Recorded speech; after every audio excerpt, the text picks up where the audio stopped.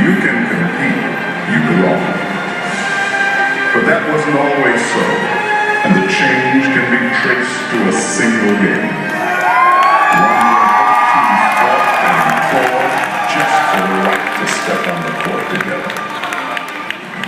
In 1963, one NCAA tournament game, Loyola versus Mississippi State, helped change a way of life.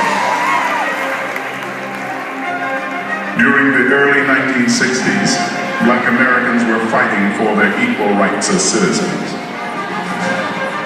The Loyola of Chicago basketball team started 4 black players and battled discrimination all season. The team not only fought to win games, they fought for racial pride. We got the levels and all that, but we could not win, but we also got the pressure from the black community that we better win. In the American South, segregation was the law of the land. I think the people of Mississippi all know that I am a strong believer and an advocate of segregation in every phase of activity in all of our schools. The all-white basketball team from Mississippi State found itself caught in the middle of a cultural war as the state's Old South power structure prevented them from progress. 3 times they had earned the right to play in the NCAA Tournament, but they were not allowed to compete against teams featuring black players. We had a state senator who actually got court ordered tonight before we were supposed to leave, preventing us from leaving the state. Coach McCarthy told us we was gone and we were going to sneak out. This is the incredible story of the 1963 Mississippi State versus Loyola of Chicago tournament game. A university president defying his governor and risking his job and safety. A coach escaping town by hiding from the sheriff on the floorboard of a car. A team fleeing its own state and creating a landmark event in the process.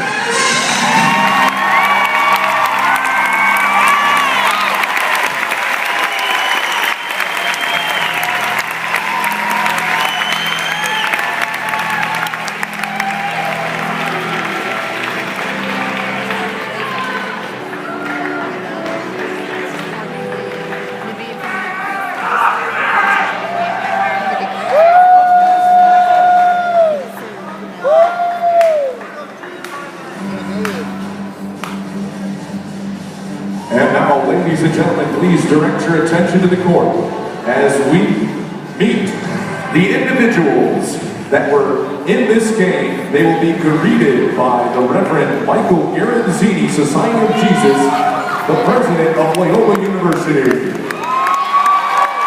First, Loyola head coach George Ireland, represented by his daughter Judy Van Dyke.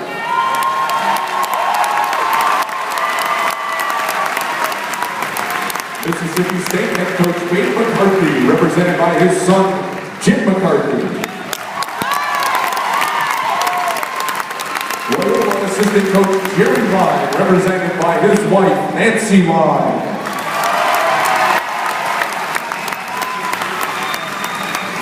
Mississippi State captain, forward Joe Mangold, represented by his wife, Rosemary Gold.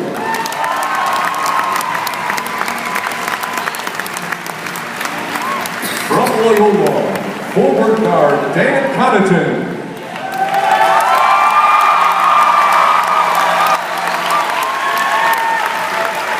From Mississippi State manager Jimmy Wise.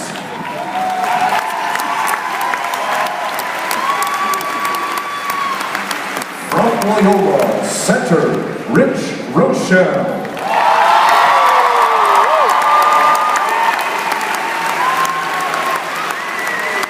From Mississippi State, guard Jackie Wolford.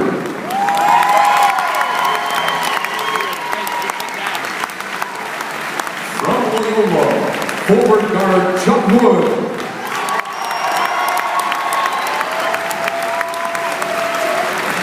From Mississippi State, guard Larry Lee.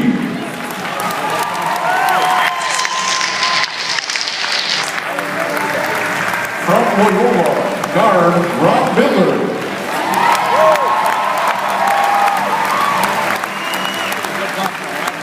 From Mississippi State, center Bobby Shouts.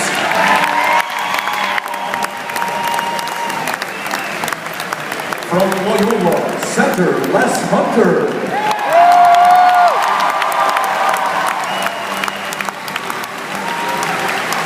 From Mississippi State, forward Stan Brinker.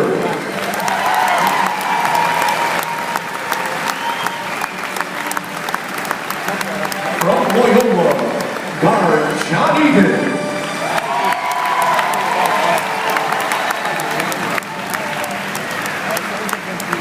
From Mississippi State, guard Doug Hutton.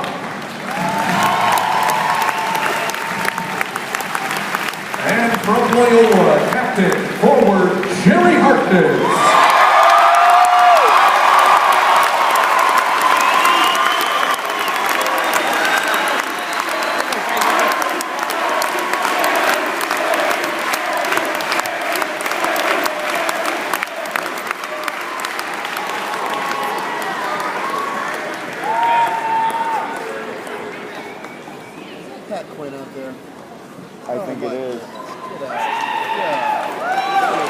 Ladies and gentlemen, now please direct your attention to center court for a special presentation by the Honorable Patrick Quinn, Governor of the State of Illinois, who will present Loyola President Reverend Michael Bironzini, SJ, with a special proclamation.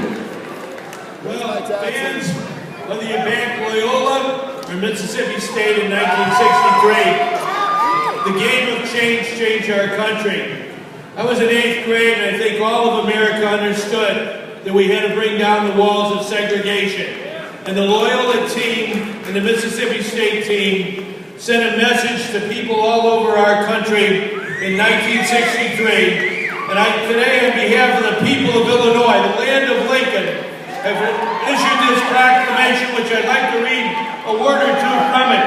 That the people from Mississippi State, despite the threats of school funding cuts, Ku Klux Klan violence, and a court injunction, didn't let them prevent them from coming to East Lansing to play that game.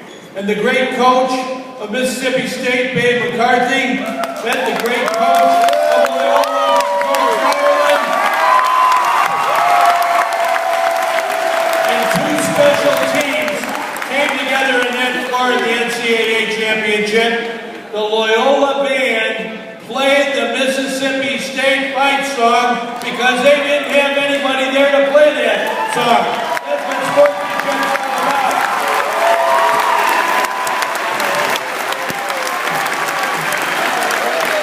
And the handshake at half court between the captain of Mississippi State, Joe Gold, and the captain of Loyola, the great Jerry Harkness. Loyola 1963 was the year that Dr. King gave his speech on the steps of Lincoln Memorial in August. But in March of that year, the game of change set the foundation for breaking down those walls of segregation and doing what was right. On behalf of the people of Illinois, we declare today the Game of Change Day, December 15th, 2012, and long may it live. Thank you very much.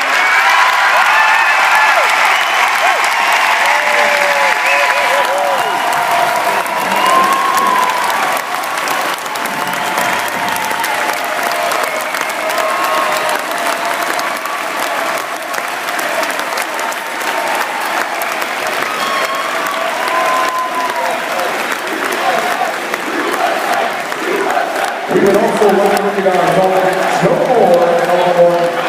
Harry Osterman for passing a city council resolution earlier this week honoring the Game of Change.